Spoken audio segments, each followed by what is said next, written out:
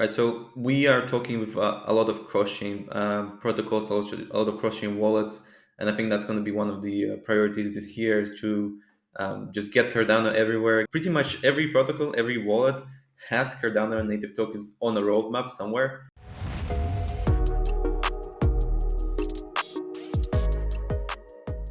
What is up, Ada Nation? Welcome to Dapp Central. My name is Fareed. As a part of today's video, we've got a big contributor and a big builder here on Cardano, which is actually aiming to also be going multi-chain over the course of this upcoming year. And that is going to be none other than Melon, the lead founder of the DexHunter protocol.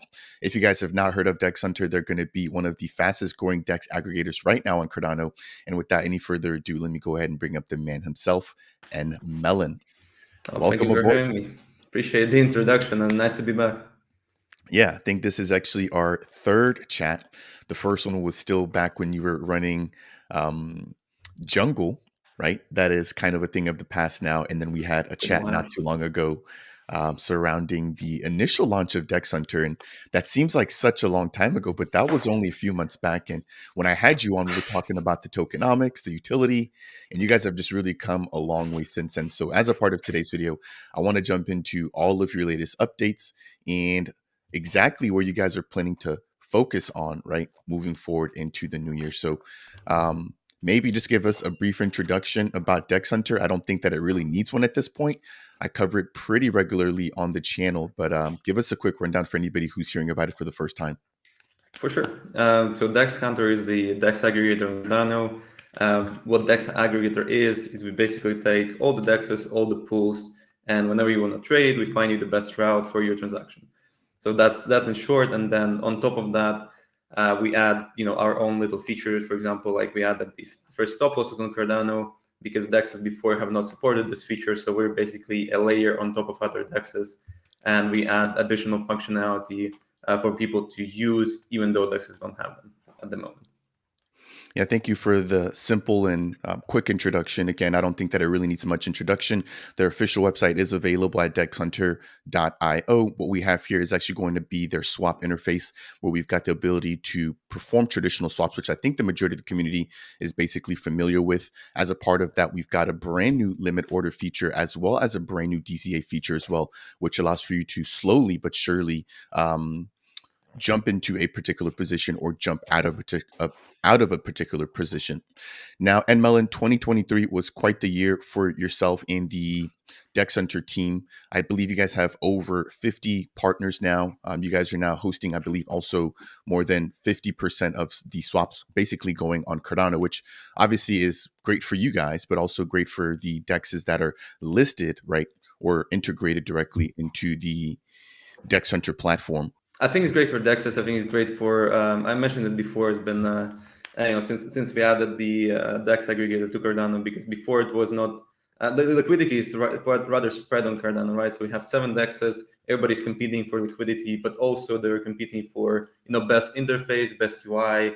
And now, like, since we kind of handle the UI now for them, they can only compete. They should only compete for liquidity and attracting projects to projects and users to put liquidity on their protocols, and ensuring so they can basically not focus on interface that much.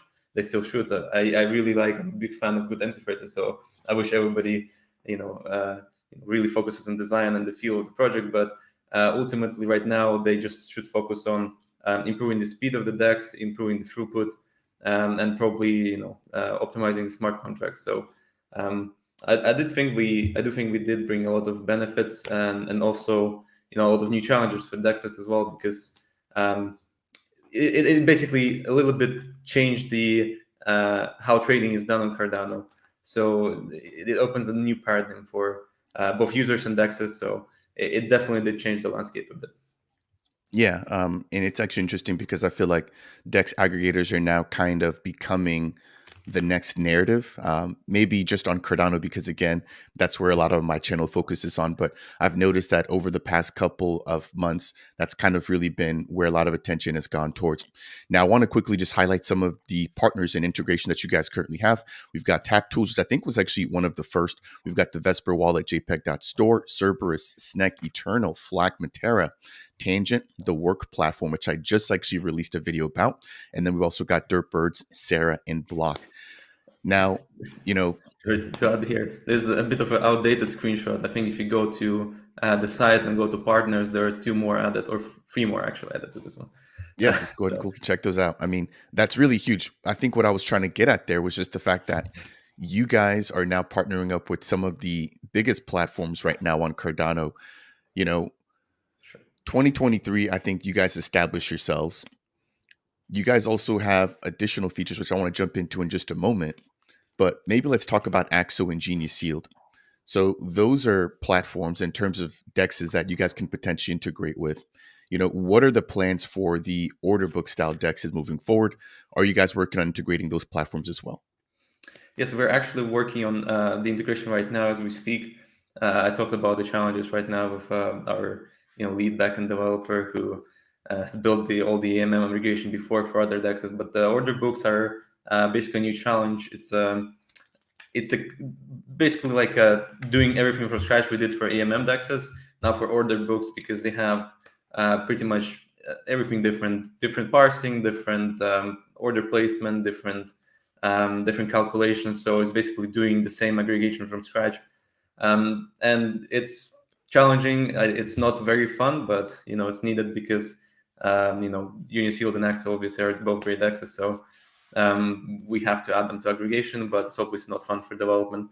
And also, of course, congrats to both of them launching. I believe AXO is launching in 5 days. I'm not sure when this video will be out, but if it's going to be out after the 16 when they actually launch. So congrats on the launch. But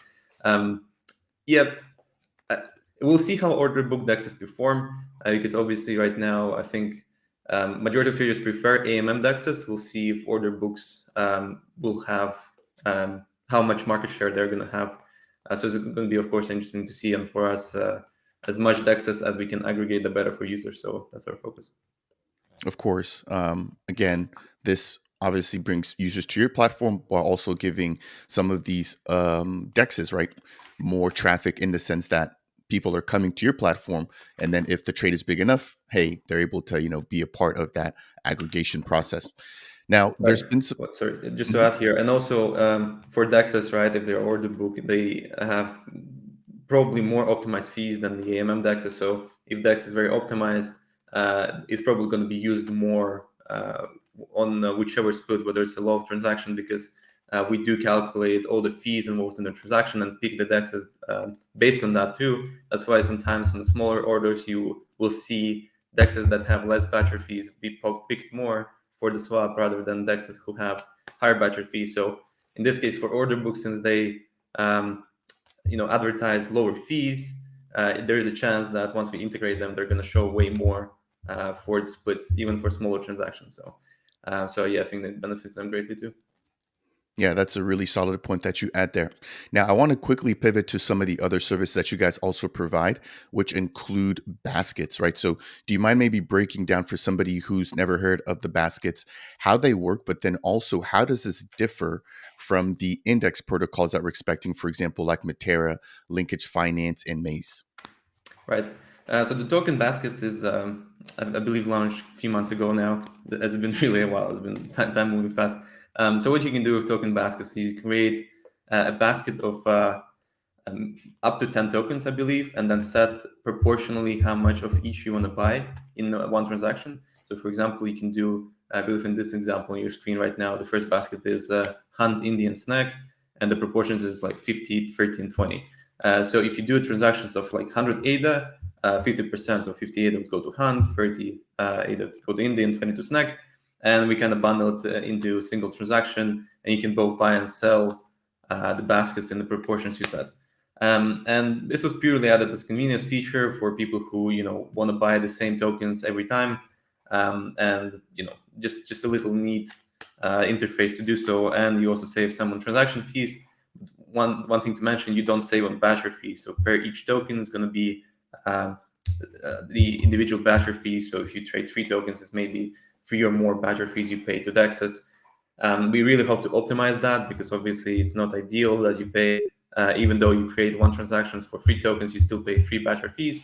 But that's something we'll have to do with DEXs. It's not really, since we don't process and we don't have liquidity ourselves, then it's quite tricky to convince DEXs to do so. And you can also buy and sell baskets. And how different from index protocols is that I believe index protocols, they do similar things, but they mint the index protocol token, right? So, for example, in the stocks analogy, you would have like S&P 500, so it has a bunch of different stocks in different proportions, but you kind of buy one token, and then you're exposed to all the companies. So similar things here. I believe that's what they do, and then you also can short and long using other protocols that particular token. Eventually, I believe that's the plan. So it is different. It has both have pros and cons, because with index protocols, I believe you cannot sell individual tokens from that index. So you cannot say, oh yeah, I want, for example, I don't want this to hold this token anymore, so I cannot sell the individual. I will have to sell the entire index and then create a new index. So I'm not sure how they tackle that, but we went with the baskets approach for exactly the same reason, is that we want users to have freedom and convenience to do, to not be tied to one token or one index fund token if they want to, for example, sell only one individual token. So yeah, it's just there are a lot of trade-offs for both approaches, but there were no token baskets in this format, so we just wanted that. We didn't want to have the complexity of the index protocol, while it basically almost does the same thing for majority of people. Nicely said and nicely explained. Just to recap here, and correct me if I'm wrong, with the basket approach, you're actually purchasing multiple tokens.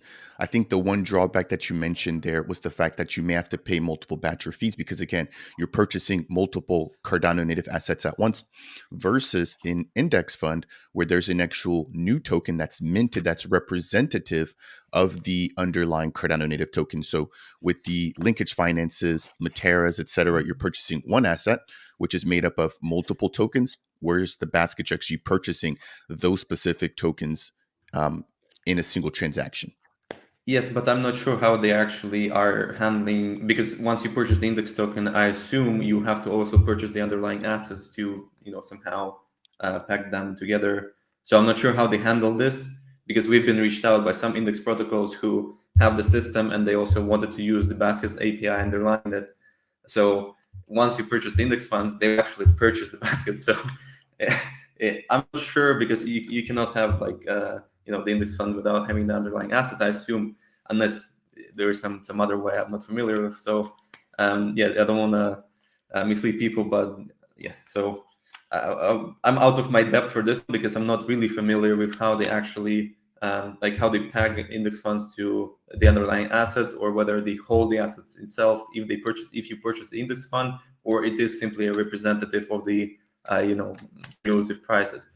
So I'm not sure, so I won't go there, but yeah, that's just want to say how we do it.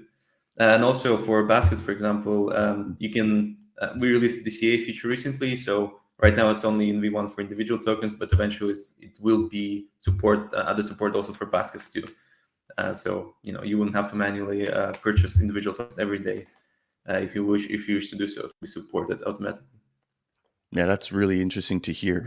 Now, what I would also like to hear, or maybe you can answer this now, whenever we do get some of these index tokens, let's say that they are representative of the shares, right? Again, I know that there's some nuance here that you might not be familiar with.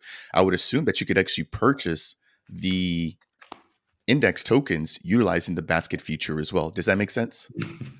It depends how they're minted, whether they're going to be some sort of NFT way of representative of the ownership of that. So there's many, I assume, ways you can do that differently. If it's just going to be a new token, then yeah, you probably can combine the index funds and do this, like the token basket squared and purchase a bunch of index funds. So, but probably they do handle it themselves, right? They will, but this, yeah, it's Interesting we'll idea. I just wanted to throw that out there.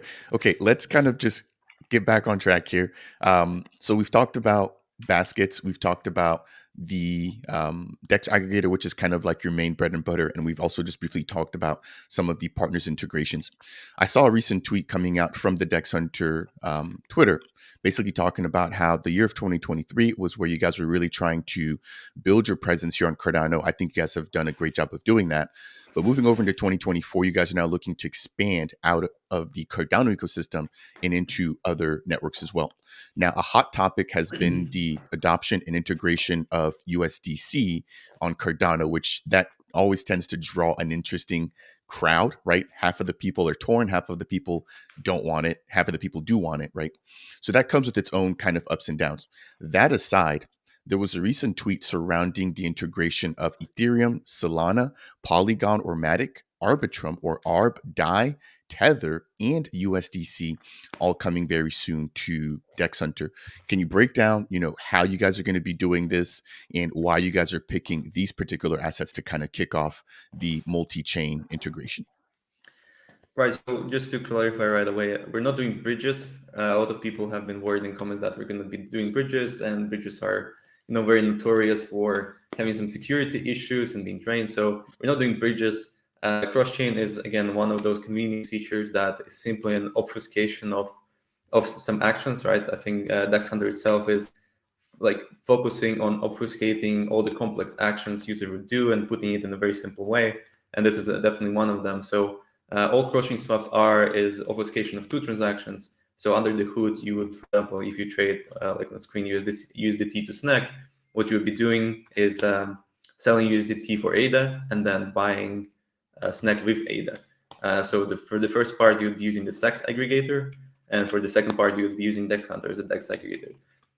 So there's a third party involved here. And other people have asked, why are we not, for example, utilizing a decentralized cross-chain protocols? And the reason being is, for example, for now, they're not mature enough to have very few issues. And there's definitely not enough resources to, for example, handle all the issues with all the cross-chain wallets. It's not feasible, right? So this way we have dedicated support.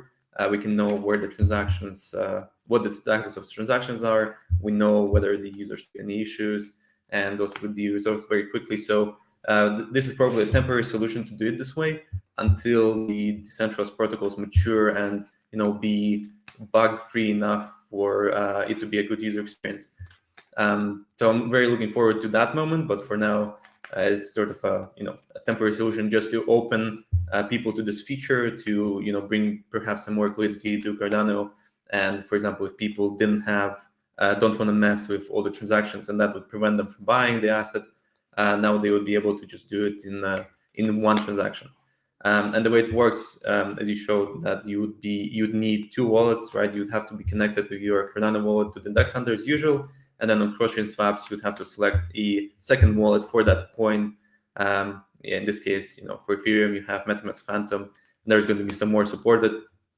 And in this case, you'd basically have to sign a transaction with the Ethereum wallet, and then in this case, friend token would be dropped to your Cardano connected wallet. So it's one transaction, one button. We really like to simplify things. Yeah, if I'm not mistaken, this is a very similar approach, if not the same exact approach that the JPEG store team has taken to add support for Solana and Ethereum. Is that correct? Not the same approach. I believe they have. I believe they use the Winter for the integration of Ethereum Solana, so it's a bit different. But probably, yeah. I mean, ultimately, I'm not sure how Winter is handling it, but I believe ultimately it's the same thing. They do the two-step, right? They handle the part of selling the asset. If you're buying it with Ethereum, to sell Ethereum for ADA, and then buy the NFT with ADA. So probably the similar way. I think like this approach for now is the most reliable, and the reason we picked it ourselves is because of that dedicated support part, so that there are actually people who will investigate problems if they arise and can get back to users faster. So if there's decentralization comes at its cost, right? So if you do it fully decentralized and there's any issue whatsoever, well, there's nobody that can really help you, right? So unless that's going to be really stable, we don't really want to expose our users to face those issues, because a lot of users are not technical, so they wouldn't really be able to solve them. And then it's a bit tricky, especially for there's already enough sort of issues we tackle on Cardano itself with different wallets or different dexes. So there's enough support work to do, and then I cannot imagine to add all the different wallets from all the different chains. It's it's the thing I don't want to imagine. So I think this approach works best for users and us at the moment. Yeah, that makes sense. I think we're in a maturing ecosystem, right? And we don't want to rush things. Obviously, the end goal is decentralization, but if we maybe have to start off with a slightly different solution, I think that makes sense to provide the end users with the best experience possible. At the end of the day, they should be the main focus. I do have a few kind of just quick questions surrounding this particular topic. So in terms of timing, right, because the traditional DEX aggregation right now is all taking place on Cardano within a single ecosystem, swaps happen pretty quickly, right? Within a matter of minutes at the longest. With these cross-chain swaps, because of the fact that there's sort of a two-step process, can you maybe talk a little bit about how quickly these transactions happen, if we can expect the same sort of performance as compared to regular aggregation swaps, all within Cardano? Right. So it depends which way you do so, right? So we will allow both buying and selling. So for example, you'll be able to buy some native assets with Ethereum, and also you will be able to sell that native assets for Ethereum. So it's vice versa.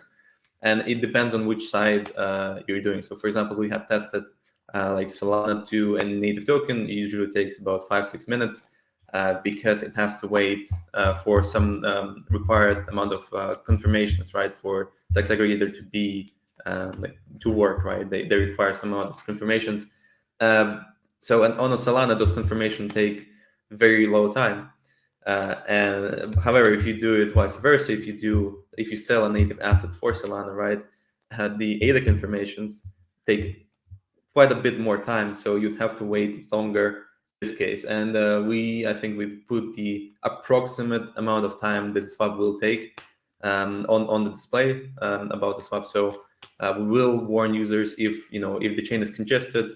We already have a warning, for example, if ADA is at 97% congestion, we do show the user that, hey, your swaps may take longer. That's going to be pretty much the same thing. So it depends really on many factors, right? So if the chain is very loaded so there's a lot of moving parts there. So, but on average, from 5 to 20 minutes, I would say, for cross-chain swaps. And it also depends on the chain, right? If you would be swapping Bitcoin, that's going to take a while. But faster chains that confirmations go much faster, it's going to be quicker.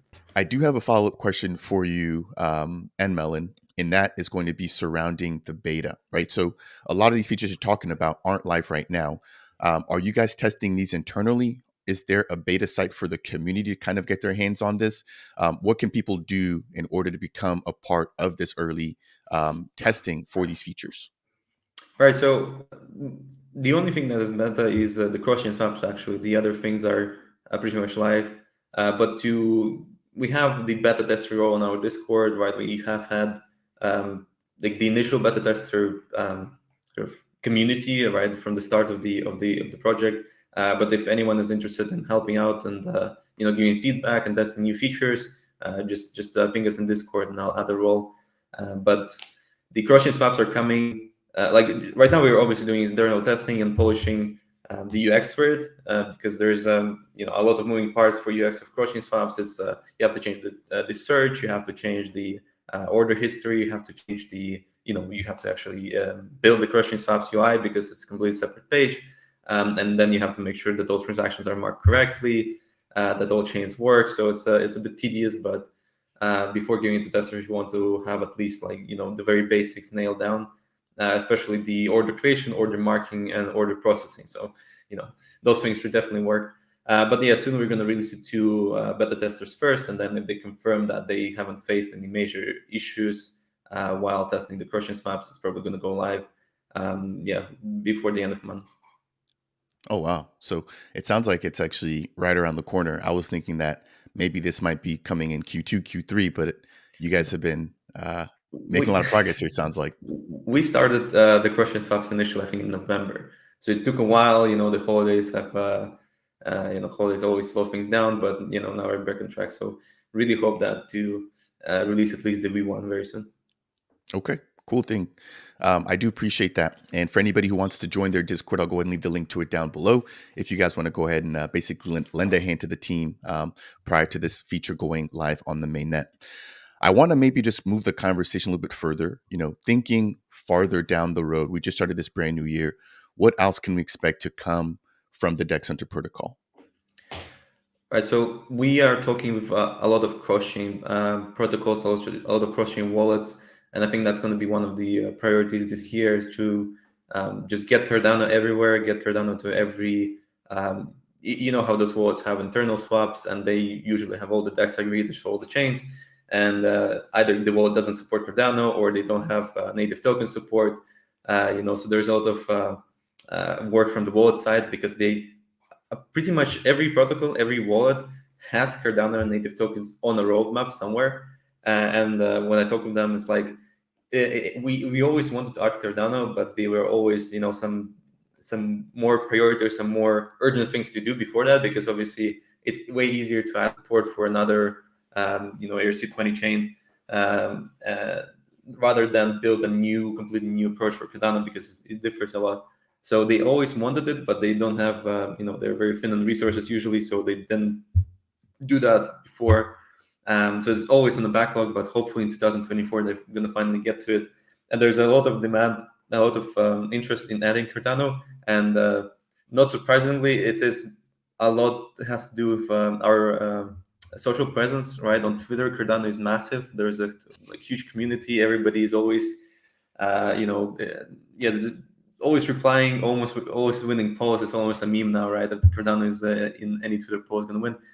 So a lot of projects obviously notice that, and even for example, when DeFi Llama, like the most recent example, DeFi Llama added the post that DexHunter is tracked on DeFi Llama Dex aggregator volume. The tweet got like 500 likes or something, like crazy. And then any other post about any other aggregator gets like 20 likes. So they always notice that. They always see that Cardano's community tends to support projects way more and have very engaged, very active community, and they do really want to add and get exposed to those people and projects. So they're definitely interested, and I have tons of projects that I'm talking about right now. It just depends on when they actually have time to do that, because it's quite as I said, it's a completely different thing for them usually to add Cardano compared to already existing token support.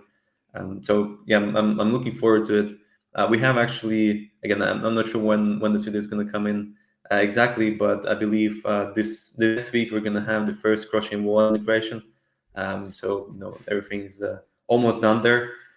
So yeah, we'll see. If we already had that, it's been announced, then congratulations us. But if not, then that's. Yeah, I'll be working to get this video out hopefully within the next 24 to 48 hours from the time that we're shooting it. So I think a lot of this should still be fresh. I do want to just ask, I think, 2 more questions before we wrap up today's interview. And again, and Melon, thank you very much for your time. Now, both of these questions, I think, will be focused more or less around the Hunt token. One of them, I think, has been a concern that I've personally have seen anytime that I cover the DexHunter protocol. So I want to give you a fair opportunity to answer this, but there's been questions surrounding the fact that, if more than half of the traffic in terms of the swaps are coming through a platform like DexHunter, right, that could perform or that could pose some sort of risk in the future where DexHunter kind of tries to leverage that against some of the platforms building here. Do you mind talking about, the concerns that people might have when it comes to everything being routed through a platform like DexHunter? And I think that ties into my follow-up question, which was going to be surrounding the Hunt utility for the faster trades, right? I think there's been a lot of misconceptions surrounding how that works. People, I think, are stating that, this potentially gives an unfair advantage to people that may be looking to get into trades or get into tokens when they launch initially. So I want to give you here an opportunity to kind of maybe just touch on both of those things. Number one, the centralization concerns with the majority of the swaps taking place on Cardano going through DexHunter. And then number two, the prioritization of transactions with the Hunt token utility. Right. So I'll start, I guess, with the second one. I've heard a lot of misconception about what node infrastructure is and how it works in general. So I guess I almost feel like I repeat that every week, but it is what it is. So the what node infrastructure, what this like add-on that we have is doing is based on our research, right? The more nodes you submit transaction to at the same time, the higher the odds of it being included in the next block is. It's a very simple concept, right? You throw a transaction to 100 nodes, whether those are dedicated optimized nodes or ISPO nodes, then you have a higher chance of it being included in the next block, especially during congestion, rather than if you just use one node or if you use congested wallet nodes. So that's the only thing we offer. And we posted a graph. For example, we tested specifically weighted for congestion. I believe it was like about 90% congestion, comparing wallet nodes, comparing the second one was like the level 1, we call it nodes, which is basically an obfuscation for the amount of nodes transactions submitted. So level 1, I believe, is 2 nodes, and level 10 is like 25 nodes or something. And those are not, I think another misconception is people say that, oh, you can just buy a $9 a month node and it's going to perform the same. Well, so I want to address that as well. So our node infrastructure costs $3,000 a month to run. And it's not just regular nodes, it's very optimized topology geographically and all the bunch of other technical nonsense I'm not familiar with myself, but a lot of our smart developers have put together the node infrastructure. So it costs us a lot of money to run ourselves. And that was basically the first utility that we offered because we already had this node infrastructure from before. So it's not just those $9 nodes that it's not comparable, right? You can try to compare across the span of 10,000 transactions and you'll see the difference. But yeah, we did that. We waited for congestion and we put together a scatter chart of the wallet nodes during congestion, the level 1 nodes and level 10 nodes. You can clearly see based on factual data, right? The time to like the amount of transactions that got included in the next block faster is higher, like the higher you go up the level. So it does prove that the this assumption that if you submit transaction to as many nodes, it correlates with the odds of being included.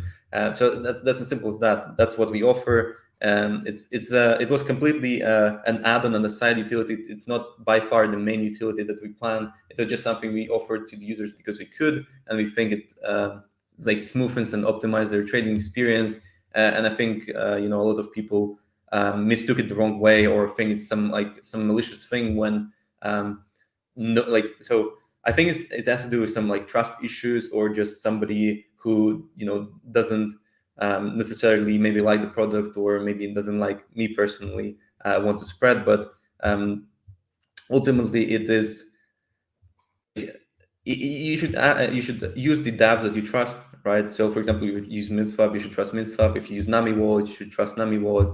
So you should be familiar with the dApp and what it offers.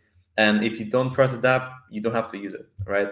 But ultimately, that's exactly what nodes do. It's just simply the increase of the odds of the. So, for example, the good comparison is like if you're throwing a dice, right? You're also being like 1 to 6 to throw, but the nodes just give you more dice to throw. You can still lose, right? But you have just higher chance of winning.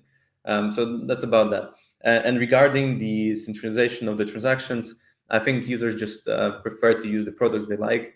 And so far the users do like our product. And again, it's the same answer. So all we do is to interact with the DEX contracts directly, right? So you can verify it while the transaction is building. You see it is it is creating the transaction exactly the same for everyone. It is simply using the DEX contracts. And there's nothing really in between, right? So we just build a transaction and you submit it directly to DEXs. There's no middle step, like it doesn't get routed through DexHunter or anything. Once you build a transaction, you submit, it just goes to DEXs directly. So while the the majority of the swaps go through DexHunter, it is just again, it's a obfuscation of the fact, right? So they don't actually go to DexHunter, they go to DEXs. It is just a marking of like, is the transaction created on DexHunter?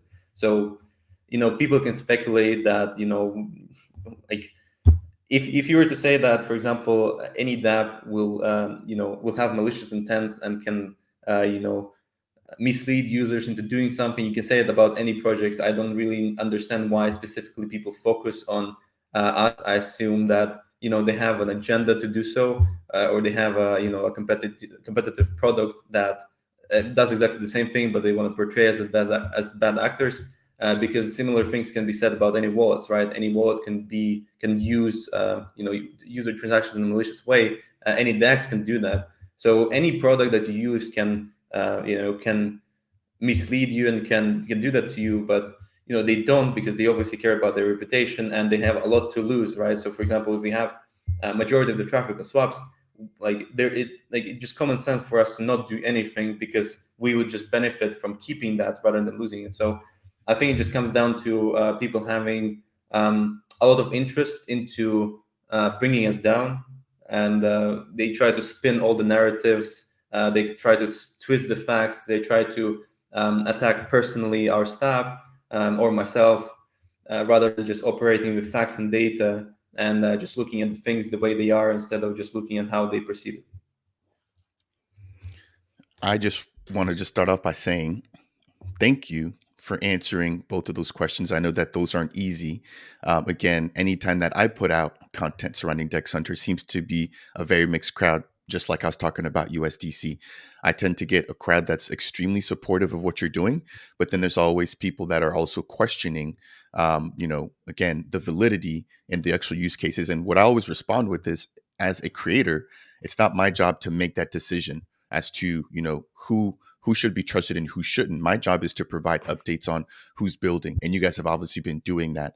And so the response that you provided for the first topic about the nodes, again, I think as you mentioned, and you gave a really good example with the dice, you guys are just basically increasing the odds of getting that transaction on chain. There's no actual guarantee that it has an impact, but based off the research, it does seem Yeah. to make a difference. Just to add here, Mhm. we always say that there's no guarantee. It is just on average it does. So for example, what we did is we took a span of, I believe, 2,500 transactions, because some people always say, oh yeah, I tried it once or twice, it didn't really improve anything, so I think you're lying. So it doesn't work like that. You have to take a span of like thousands of transactions to see the actual effect, to see the averages, right? You cannot base your assumptions on few transactions. And also, I really don't understand this point for a simple reason, is like you don't even have to use that. The nodes are totally optional. So if you want to use them, you can. It's just basically a link you put in a wallet that uses this node submit API instead of the default wallet API. But you don't have to do that. You can just stick to wallet nodes, and if you want that, it's fine. So it is a weird narrative, because people, I think people should have options. If they want to use nodes, if they trust the nodes, they should use the nodes. But if they don't, nothing changes for them. In terms of experience, if they don't want to, if they don't trust the research, if you didn't trust the node provider, they shouldn't use that. That's as simple as that. Fair enough. And then to your second point, as we get ready to kind of close the interview out here, with the centralization concerns, could you confirm, is the DexHunter code right now available? Is it open source? So the transaction building library that we use for building transactions is open source. It's built in Golang. It's a Cardano serialization library built by Eduardo, who is our blockchain developer, and it is open source. But the piece of code that algorithm for DEX optimization and combining them is not. So it's mixed. Got it. Thank you. Again, thank you for taking the time here to answer the hard questions. I want to be able to give my community the reassurance and the answers to the questions that I've seen coming directed at me, which obviously I am not in the position to answer. So hopefully that has addressed those people's concerns. Now, as we get ready to close the interview down, I want to end on a much lighter note, and just ask, what's next for the Hunt token when staking? So we're preparing a document for staking, and I think from 1st February we did plan to do the 50% of the protocol fees from the interface for the buybacks. So we're going to start with that. We're going to see how it performs, and then we're going to have basically staking documents ready by that time, and then we're going to do a vote whether people still prefer buybacks or staking. So it's all up in the air. I'll probably let the community decide that. But we also, there's other point that we wanted to save for. I'm talking of a few a few success. So they usually ask for a lot of money. So we'll probably also cast a vote what people prefer, whether we save up some money eventually for a sex listing or not. So yeah, it's all up in the air. But I think from the 1st February we're gonna start with this buyback program, and then see how it performs and how people like it, and then just cast the votes. And also we're going to be preparing the our actual holder governance. So the votes are not just polls on Discord, but actually some on-chain voting.